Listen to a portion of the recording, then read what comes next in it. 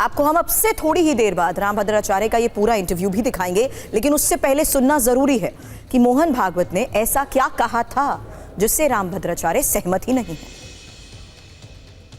धर्म हा समजावा लागतो, तो नीट नाही समजला तर त्या धर्माच्या अर्धवट ज्ञानाने अधर्म होतो। जगामध्ये धर्माच्या नावाखाली जितके अत्याचार झाले आहेत ते या चुकीच्या समजुतीमुळे झाले आहेत। आपने मोहन भागवत का बयान सुना, अब आप रामभद्राचार्य का वो पूरा इंटरव्यू देखिए जिनमें वो संघ प्रमुख पर बड़े आरोप लगा रहे हैं। नमस्कार, आप सभी का बहुत स्वागत है टीवी9 भारतवर्ष पर। इस वक्त हमारे साथ जगत गुरु रामभद्राचार्य जी जुड़े हुए हैं, सीधे उनसे बात करते हैं। बहुत स्वागत है जगत गुरु रामभद्राचार्य जी आपका टीवी9 भारतवर्ष पर। जी, अनेक आशीर्वाद। जगत गुरु रामभद्राचार्य जी, संघ प्रमुख मोहन भागवत जी का एक बयान है, बल्कि उनके 2-3 ऐसे बयान हैं जिन पर काफी सुर्खियां बन रही हैं, जिन पर काफी वाद विवाद हो रहा है। क्योंकि आप जगत गुरु हैं, इसलिए मैं आपका उस पर मत जानना चाहता हूं।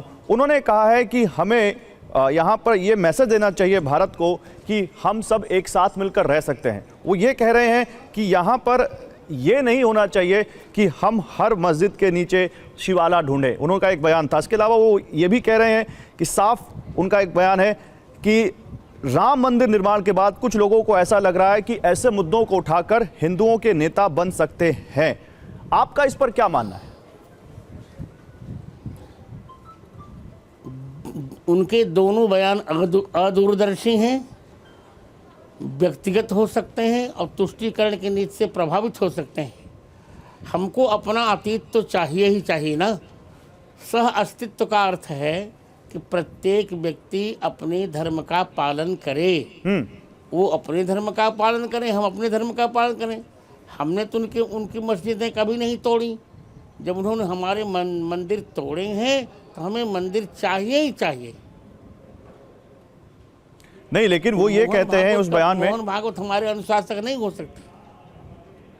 क्या कह रहे हैं आप जगत गुरु जी? मैं फिर कह रहा हूँ, मोहन भागवत हम हिंदुओं के अनुशासक नहीं हो सकते। आचार्य उनका अनुशासक हो सकता है। उनका बयान तुष्टीकरण से, पूर्ण तुष्टीकरण से प्रभावित है।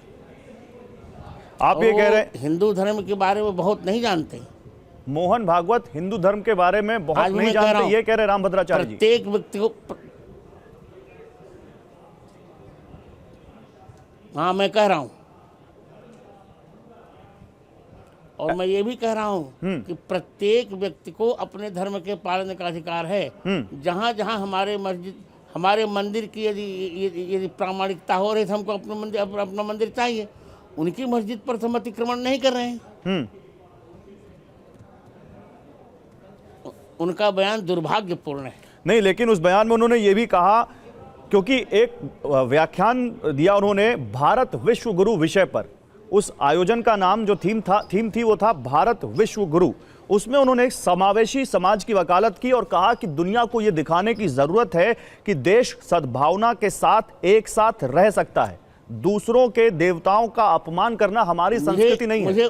मुझे बोलने दिया जाए, मुझे बोले दे। लगता यह है कि मोहन भागवत जी एकता की व्याख्या ही नहीं समझते। एक होकर रहने का अर्थ है कि प्रत्येक व्यक्ति अपने अपने धर्म का स्वतंत्रता से पालन करे। प्रत्येक व्यक्ति अपने आराध्य की पूजा करे। वे अपनी नमाज पढ़ें, हम अपनी संध्या करें। वे अपने मस्जिद में नमाज पढ़ें, हम अपने मंदिर में भगवान की पूजा करें। ये अर्थ है। ये नहीं कि हमारे मंदिरों को तोड़ दिया जाए फिर भी हम क्षमा करते रहें। नहीं, तो वो ये कहते हैं कि हर एक दिन एक नया मामला उठाया जा रहा है, इसकी अनुमति कैसे दी जा सकती है? वो कौन होते हैं अनुमति देने वाले? हमको प्रत्येक हिंदू को, जैसे देखिए रामलला का अयोध्या मंदिर बन गया, वो हमारा अधिकार था। हम काशी विश्वनाथ भी चाहते हैं और कृष्ण जन्मभूमि भी चाहते हैं। संभल में हमारे मंदिरों का अवशेष मिला, हम चाहते हैं। हम उनके मस्जिद पर कुछ नहीं चाहते। अपना तो हमको चाहिए। जैसे महाभारत में पांडवों ने और कुछ तो नहीं चाहा, पर उनका जो अधिकार था वो तो चाहा। अधिकार देखिए, अधिकार खोकर बैठ रहना यह महादुष्कर्म है। न्यायार्थ अपने बंधु को भी दंड देना धर्म है। नहीं, उनकी बातों का ये मतलब है कि फिर ये विवाद अंतहीन हो जाएगा। वो ये कह रहे हैं कि जैसे संभल में हो रहा है, जैसे हमने इसके पहले ऐसा कुछ और कुछ जगहों नहीं। पर देखा, फिर ये विवाद जाकर रुकेंगे कहां? जहां तक हमारा अधिकार होगा, हमारे अधिकार मिल जाए, हम विवाद रुक जाएगा। आप देखें कितना अन्याय होता है, हिंदुओं पर कितने अत्याचार होते हैं। रामनवमी पर जब हमारी यात्रा निकलती है तो वे गोली मार देते हैं, रामलला बच्चों पर गोली चला देते हैं, हिंदुओं की बेटी बहनों की इज्जत से खिलवाड़ करते हैं। तब तो मोहन भागवत को कुछ नहीं ममता होती। ये तो केवल वो तुष्टीकरण से प्रभावित हैं बस। आप कह रहे हैं मोहन भागवत कुछ नहीं। तुष्टीकरण से प्रभावित हैं, और वो तो संघ हिंदू प्रमुख धर्म है, और को- संघ तो ये को कहता है कि हम फिर कह रहा जो हूं, पूरे विश्व के हिंदुओं की आवाज उठाते हैं। संघ को कुछ नहीं उठाते, केवल अपनी राजनीति की रोटी सेकते हैं। उनको जेठ की सुरक्षा चाहिए, आनंद करना चाहिए। वो हिंदू धर्म को क्या जानते हैं? जब संघ नहीं था तो क्या हिंदू धर्म नहीं था क्या? नहीं, लेकिन संघ की स्थापना करने वाले लोगों ने, जिसमें कुछ संत भी शामिल थे, जिसमें कुछ स्वयंसेवक भी शामिल थे, उनका जो मुख्य उद्देश्य था उसमें से एक उद्देश्य तो ये भी था ना नहीं, गुरुजी। मित्र जो मैं कहने जा रहा हूं, भूल कर भी किसी को न छेड़ेंगे हम, और छेड़ने पर किसी को न छोड़ेंगे हम। मैं यही कह रहा हूं। आप तो बहुत बड़ी चेतावनी दे रहे हैं रामभद्राचार्य जी। और मैं जो कह रहा हूं शास्त्र सम्मत कह रहा हूं।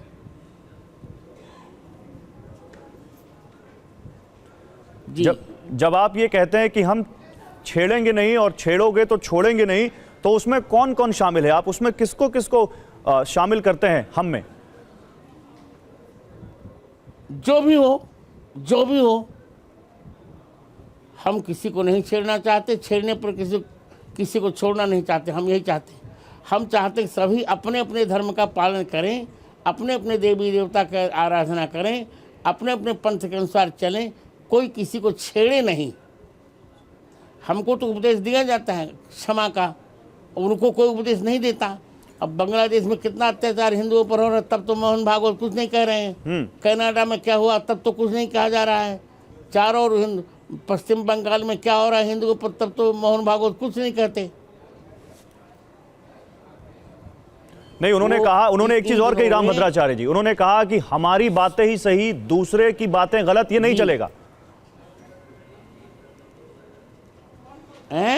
वो ये कह रहे हैं कि हमारी बातें ही सही, दूसरे की बात गलत, ऐसा नहीं चलेगा।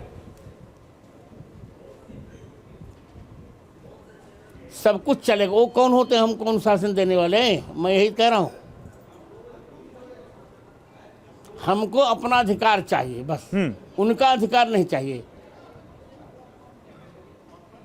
नहीं तो रामभद्राचार्य जी, हिंदू धर्म संघ के के प्रमुख आचार्य को आप हमको अपना अधिकार दें। हम किस सबसे किस प्रेम दृष्टि से देखते हैं? संघ के प्रमुख के पद को आप कैसे देखते हैं? उनका क्या अधिकार है, उनकी क्या महत्व है, संघ उनका क्या के महत्व, प्रमुख, उनकी क्या संघ के- जिम्मेदारियां हैं? सुनिए, आप मेरे बात सुनिए। संघ के प्रमुख को मैं केवल एक संगठन का संचालक देखता हूं, हिंदू धर्म का आचार्य नहीं।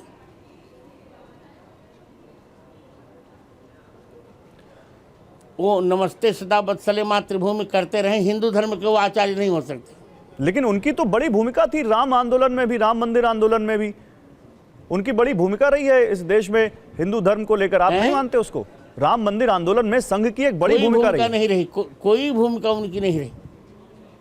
मुझे बोलने दीजिए, कोई भूमिका उनकी नहीं थी। इतिहास साक्षी है। रामलला की जन्मभूमि में गवाहियां हमने दी, संघर्ष हमने किया। 1984 से संघर्ष हमने किया। संघ ने क्या किया? उसमें कोई भूमिका नहीं संघ की। मैं फिर कह रहा हूं, एक वो संगठन के संचालक हैं बस, वो हिंदू धर्म के संचालक नहीं है। हाँ,